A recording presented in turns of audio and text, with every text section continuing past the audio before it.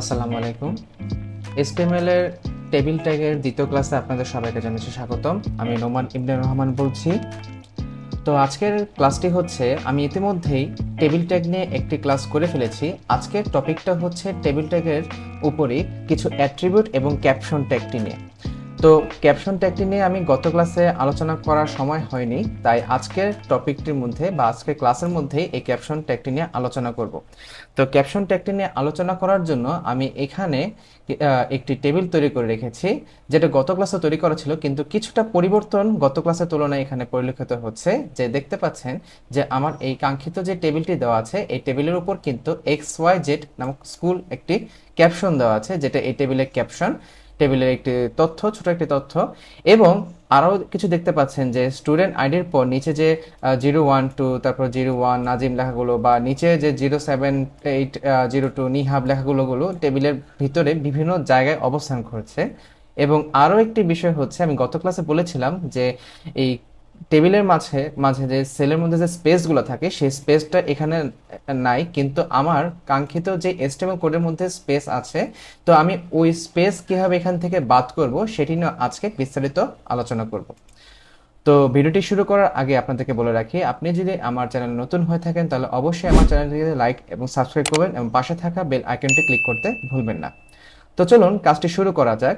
তো যেই টপিকটি নিয়ে আজকে প্রথমে আলোচনা করবো সেটা হচ্ছে ক্যাপশন ট্যাগ। ক্যাপশন মানে কি? ক্যাপশন টেবিলে ক্যাপশন লেখা থাকে, টেবিলে একটি অতিরিক্ত কথা। যেমন আমরা কখন যদি কোনো জায়গায় ফেসবুকে বা কোনো সোশ্যাল মিডিয়ার মধ্যে আমরা কোনো ছবি যদি আপলোড করি, ছবি আপলোড করার উপরে যদি কোনো লেখা লিখে থাকি, সেই লেখাটাকে বলা হয় ওই ছবির ক্যাপশন। ঠিক এরকমভাবে এখানে টেবিলটিরও একটি ক্যাপশন দেওয়া আছে, যে ক্যাপশনটা এখানে টেবিলটিতে দেওয়া আছে, কিন্তু ক্যাপশনটা কোন অংশে, এটা XYZ মানে একটি স্কুলের স্টুডেন্ট আইডি এবং রোল সম্পর্কে একটি বিস্তারিত তথ্য বা টেবিল দেওয়া আছে।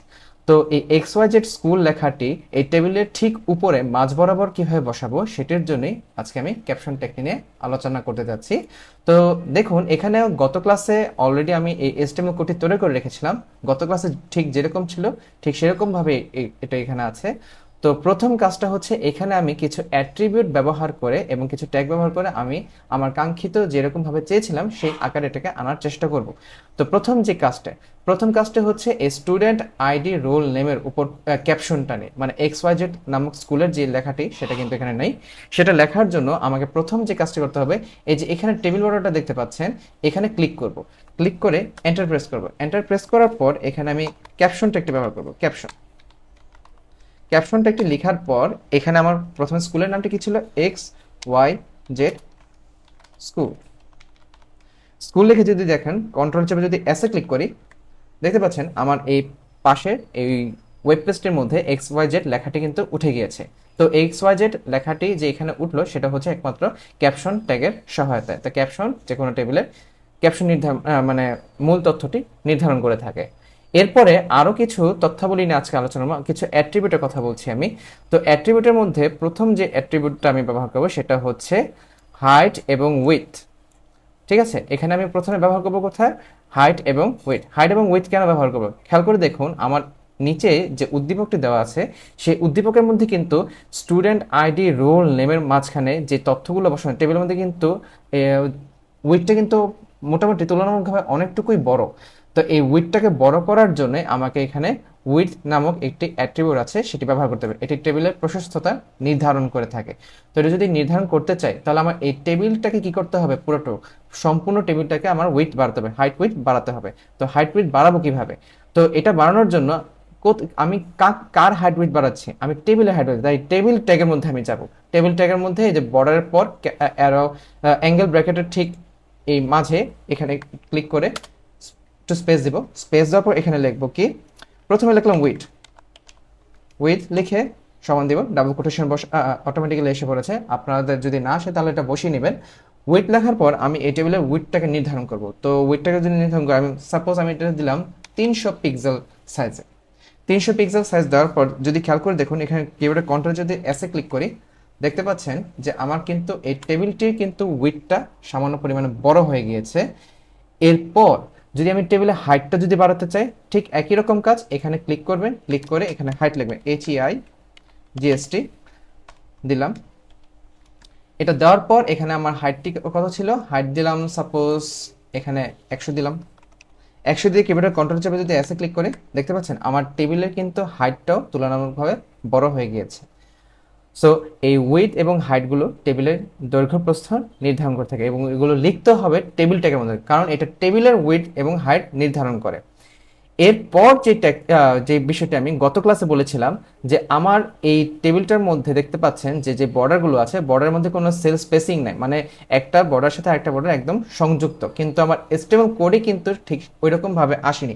আপনাদের যদি জুম করে দেখাই, এখানে কিন্তু অনেকটুকু গ্যাপ রয়েছে। এই গ্যাপটাকে যদি আমি না রাখতে মানে রাখতে যদি না চাই, তাহলে আমাকে যে কাজটা করতে হবে সেটার জন্য একটি অ্যাট্রিবিউটের সহায়তা লাগে, সেটাকে বলা হয়ে থাকে sell spacing attribute. Sell spacing মানে কি? এটা টেবিলের সেলের মাঝে দূরত্ব তৈরি করে থাকে।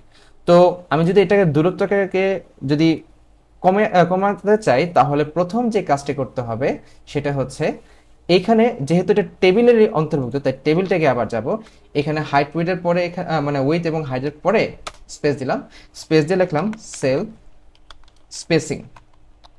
সেল স্পেসিং লিখে সমান দিয়ে ডাবল কোটেশন বসালাম এবং সেল স্পেসিং যদি সাপোজ আমি যদি 4 ক্লিক করে কিবোর্ডের কন্ট্রোল চেপে এসে ক্লিক করি, দেখতে পাচ্ছেন টেবিলের স্পেসটা কিন্তু আগের তুলনায় বড় হয়ে গেছে। তাহলে আমি এটাকে চিকন করবো কিভাবে? এখানে কিছুই না, জাস্ট 0 লিখবে। 0 লিখে কিবোর্ডের কন্ট্রোল চেপে এসে ক্লিক করুন।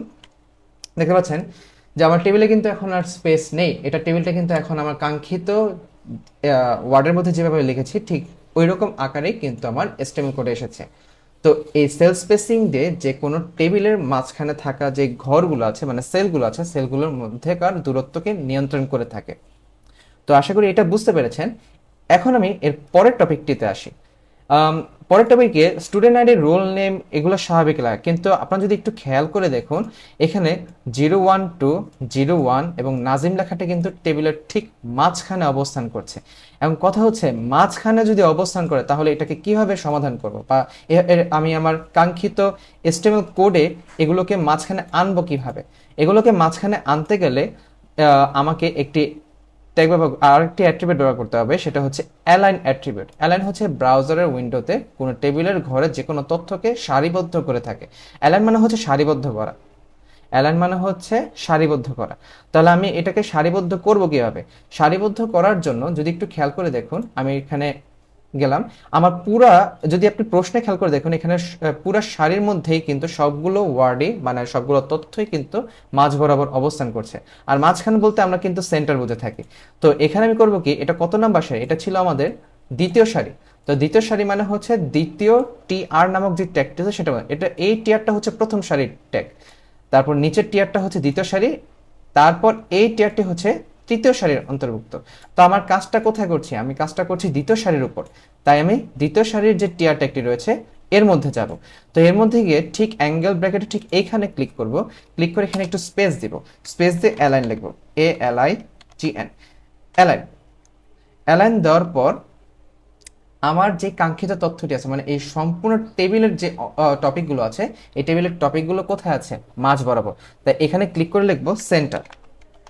সেন্টার লিখে কিবোর্ডের কন্ট্রোল চেপে যদি এসে ক্লিক করি, দেখতে পাচ্ছেন আমার কিন্তু 01201 এবং নাজিম লেখাটি কিন্তু ঠিক টেবিলের মাঝ বরাবর অবস্থান করছে। তো অ্যালাইন করে কি, যদি আপনি টিয়ারের মধ্যে যদি বা টেবিল রোয়ের মধ্যে যদি অ্যালাইন ব্যবহার করেন, তাহলে ওই সারির অন্তর্ভুক্ত যতগুলো তথ্য আছে সবাই কি করবে? মাঝ বরাবর অবস্থান করবে। আপনি যদি চান এটাকে মাঝখানে রাখতে চান, আপনি এটাকে ডান দিকে নিয়ে যেতে চান, তাহলে লিখতে হবে রাইট, RIGST, রাইট। রাইট লিখে কিবোর্ডের কন্ট্রোল চেপে এসে ক্লিক করুন, ডান সাইডে চলে গেল। তো আমি এটা তো আমার প্রশ্নের মধ্যে তো মাঝখানে, তাই এখানে আমি সেন্টারে লিখবো, সেন্টার লিখে কিবোর্ডের কন্ট্রোল চেপে করে আগের মতো করে দিলাম। এর পরের যে টপিকটা যদি একটু খেয়াল করে দেখুন, তৃতীয় সারির মধ্যে কিন্তু তথ্যগুলো একটু ওলট পালট করে দেওয়া। খেয়াল করে দেখুন, দ্বিতীয় সারির মধ্যে তো সবাই মাঝ বরাবর অবস্থান করছিল, তাই না? কিন্তু তৃতীয় সারির মধ্যে যে প্রথম যে সেলটি আছে মানে প্রথম যেই ঘরটি আছে, এই ঘরের মধ্যে কিন্তু 078 লেখাটি কিন্তু ডান দিকে অবস্থান করছে, তারপর 02 লেখাটি, তারপরে যে 02 এটা মাঝখানে অবস্থান করছে, এবং নিহাব লেখাটি কিন্তু বাম দিকে অবস্থান করছে। তাহলে এটাকে কিভাবে সমাধান করব? এটাকে সমাধান করার জন্য কি আমি টিয়ারটাকে সবগুলো লেফট রাইট সেন্টার সবগুলো লিখবো? না, কারণ এক একটি ঘরের তথ্য এক একভাবে দেওয়া আছে। তাই যেহেতু ঘরের মধ্যেই সমস্যা, তাই এটার যে TD ট্যাগ, ওই TD ট্যাগের মধ্যে আমি এটাকে কাজ করতে হবে আর কি। যেমন দেখুন এটা তো তৃতীয় সারি, এটা হচ্ছে আমাদের তৃতীয় সারি। তো তৃতীয় সারির টিয়ার কোনটা? এটা হচ্ছে প্রথম সারির টিয়ার, এটা হচ্ছে দ্বিতীয় সারির টিয়ার, এটা হচ্ছে কি তৃতীয় সারির টিয়ার। তো তৃতীয় সারির টিয়ারের মধ্যে এই দেখুন আমার যে এই টেবিল ডেটাটা আছে, এই টেবিল ডেটার মধ্যে চাইলে আপনি অ্যালাইন অ্যাট্রিবিউটটি ব্যবহার করতে পারেন। তো অ্যালাইন অ্যাট্রিবিউটটি ব্যবহার করার জন্য তো 078 লেখাটি ছিল আমার প্রশ্নের মধ্যে ডান দিকে। তাহলে আমি এটাকে ডান দিকে নেওয়ার জন্য এখানে ঠিক ক্লিক করব, ক্লিক করে একটু স্পেস দিব, স্পেস দিয়ে লিখবো অ্যালাইন, অ্যালাইন, অ্যালাইন দিয়ে এখানে লিখবো কি রাইট, RIGHT, রাইট। রাইট লিখে কিবোর্ডে কন্ট্রোল চেপে যদি এসে ক্লিক করি দেখতে পাচ্ছেন শুধুমাত্র 078 লেখাটি কিন্তু ডান দিকে ধাবিত হয়েছে। তো এখন আমি যাচ্ছি কি পরবর্তী যে টপিকটা 02 লেখাটি ছিল মাঝ বরাবর, তাই এখানে ক্লিক করব। ক্লিক করে আমি যদি লিখি ALIGN, অ্যালাইন, অ্যালাইন লিখে লিখবো কি সেন্টার, সেন্টার লিখে কিবোর্ডে কন্ট্রোল চেপে যদি এসে ক্লিক করি দেখতে পাচ্ছেন 02 লেখাটি কিন্তু মাঝ বরাবর সারিবদ্ধ হয়েছে এবং নিহাব লেখাটি কিন্তু নর্মাল ভাবে আছে। আপনি যদি চান যে না নিহাব লেখাটি এইভাবেই থাকুক, কোনো সমস্যা নেই, আর আপনি যদি চান না আমি অ্যালাইন অ্যাট্রিবিউটটি ব্যবহার করে লিখতে চাই, তাহলে আপনি লিখতে পারেন, কোনো পরিবর্তন হবে না। এখানে অ্যালাইন লেখা যদি আপনি লেফট লেখেন তাহলেও কোনো পরিবর্তন আপনি দেখতে পাবেন না। যেমন এখানে ক্লিক করলে কিবোর্ডে কন্ট্রোল চেপে এস ক্লিক করো, ঠিক ওই রকমই রেজাল্ট দেখাবে। আপনি চাইলে এটা ব্যবহার করতে পারেন, আপনি চাইলে এটা ব্যবহার নাও করতে পারেন। তো এটার জন্য তেমন কোনো বাধা ধরার নিয়ম নেই, কারণ টেবিল ডেটার মধ্যে আপনি যা তথ্য পাবেন সবগুলো তথ্যই সবসময় বাম দিক বরাবর সারিবদ্ধ হয়ে আসে। তো এখন আমি যে কথাটা বলছি যে এখানে তৃতীয় সারির মধ্যে আমি কিন্তু টিডি ট্যাগের মধ্যে কিন্তু আলাদা আলাদাভাবে আমি আমার অ্যালাইন অ্যাট্রিবিউটগুলো ব্যবহার করেছি। তো আপনি চাইলে এটা টিআর ট্যাগে ব্যবহার করতে পারবেন, আপনি চাইলে এটাকে টিডি ট্যাগের মধ্যে ব্যবহার করতে পারবেন। তো এইখানে তেমন কোনো জটিল কোনো নিয়ম নেই যে না আপনি কি আলাদা আলাদাভাবে কোনোটার মধ্যে করতে হবে কিনা, না শুধুমাত্র টিআর ট্যাগে করতে হবে, এরকম কোনো কথা নেই। আপনি আপনার মনের ইচ্ছা মতো আপনার টেবিলের কন্টেন্ট বা প্রশ্নের ধরন বুঝে আপনাকে কাজ করতে হবে। তো আমি যদি বিষয়টাকে আরেকটা রিক্যাপ করি, আজকে আমি কি কি ব্যবহার করেছি সেটা হচ্ছে আজকে আমি ব্যবহার করেছি যে ক্যাপশন ট্যাগ সম্পর্কে। ক্যাপশন কি করে? টেবিলের যে কোনো ক্যাপশন নির্ধারণ করে থাকে। তারপর আমি ব্যবহার করেছি হাইট উইডথ নিয়ে। হাইট উইডথ কি? যে টেবিলের দৈর্ঘ্যপ্রস্থ বড় ছোট করা হয়। তো টেবিলের হাইট উইডথ ট্যাগটি অবশ্যই টেবিল ট্যাগের মধ্যে ব্যবহার করতে হবে, কারণ এটা টেবিলের যেহেতু কন্টেন্ট তাই টেবিল ট্যাগের মধ্যে এটাকে আমাকে আনতে হবে। তো এরপর যে টপিকটা লক্ষ্য সেটা হচ্ছে সেল স্পেসিং। সেল স্পেসিং তো আপনারা বুঝতেই পারছেন, সেল স্পেসিং হচ্ছে টেবিলের মাঝখানে প্রতিটা সেলের মধ্যকার দূরত্ব। যদি মধ্যকার দূরত্ব আপনি বাড়িয়ে দেন তাহলে এখানে মধ্যকার দূরত্ব প্রশ্নের মধ্যেও দেখা যাবে। যেমন এখানে দেখতে পাচ্ছেন 10 দেওয়ার মাত্রই এখানে কিন্তু এটা চেঞ্জ হয়ে দূরত্বগুলো অনেকটুকু বেড়ে গিয়েছে। এখন এই 10টাকে যদি দিয়ে 0 দেন তাহলে আবার সেল স্পেসিংটা ঠিক আগের মতোই হয়ে যাবে। এরপর আমি যেটা ব্যবহার করেছি সেটা হচ্ছে অ্যালাইন অ্যাট্রিবিউট, যেটা আমি দ্বিতীয় সারির মধ্যে করেছি। দ্বিতীয় সারির মধ্যে দেখতে পাচ্ছেন যে এখানে অ্যালাইন অ্যাট্রিবিউটটি পুরো সারির সবগুলো তথ্যই মাঝ বরাবর অবস্থান করছে। তাই আমি সবগুলো সারির মধ্যে অবস্থান করছে, মানে সবগুলো সারির মাঝখানে যেহেতু অবস্থান হয় তাই ওই সারির যে ট্যাগটি আছে মানে টিআর যে ট্যাগটি আছে সেই টিআর ট্যাগের মধ্যে আমি অ্যালাইন সেন্টার ব্যবহার করেছি, যার ফলে ওই সারিতে থাকা সবগুলো টেবিল ডেটার তথ্যগুলো মাঝ বরাবর কি করবে? অবস্থান করবে। এরপর যেটি আছে সেটা হচ্ছে কি যে না মানে তৃতীয় সারির মধ্যে সবগুলো টপিকগুলো এক একটা এক এক জায়গায় কি করছে? সারিবদ্ধ হয়ে আছে। যেমন 078টা ডান দিকে, তাই আমি ওই টিডি ট্যাগের মধ্যে অ্যালাইন রাইট দিয়ে দিলাম এবং সেই অ্যালাইন রাইট দেওয়া মাত্রই সেটা কি ডান দিকে অবস্থান করছে। 02 মাঝখানে, তাই ওই টিডি ট্যাগের মধ্যে অ্যালাইন সেন্টার ব্যবহার করলাম যাতে মাঝখানে অবস্থান করে, এবং নিহাব লেখাটি বাম দিকে অবস্থান করছে তাই টিডি দিয়ে অ্যালাইন লেফট দিয়ে নিহাব লেখাটি লিখলাম। তো সবকিছু লেফট আকারই থাকে। আপনি যদি চান এই অ্যালাইন লেফট চাইলে দিতেও পারেন, চাইলে নাও দিতে পারেন, প্রশ্নের কোনো ধরন পরিবর্তন হবে না, কোনো মার্ক কাটা পড়বে না। তো আশা করছি যে আজকে যে টপিকগুলো নিয়ে আলোচনা করেছি সেগুলো বুঝতে আপনাদের কোনো সমস্যা হবে না। তো আজকে এই পর্যন্তই। পরবর্তী ক্লাসে এই টেবিল ট্যাগের আরও অনেকগুলো অ্যাট্রিবিউট আছে, সেগুলো নিয়ে আমি আরও বিস্তারিতভাবে আলোচনা করব। তো আজকে এই পর্যন্তই। ধন্যবাদ। আসসালামু আলাইকুম।